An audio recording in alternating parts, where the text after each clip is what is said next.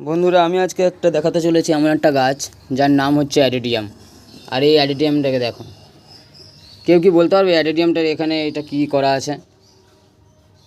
কেউ কি বলতে পারবে? আমি বলে দিচ্ছি।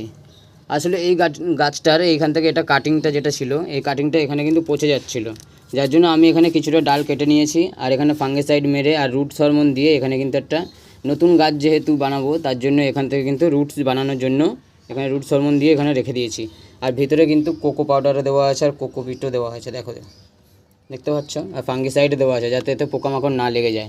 তারপর কি করব, এটাতে যেই শিকড় চলে আসবে আমরা এই গাছটাকে কিন্তু এটা থেকে আলাদা করে নেব।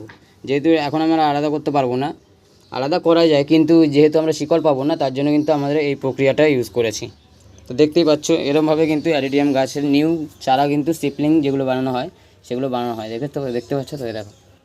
আর এখানে কিন্তু মাটিও সেরকম, এখানে আমার জল দেবো না আজকে আর এখানে প্রচণ্ড পরিমাণে সারও দেওয়া আছে,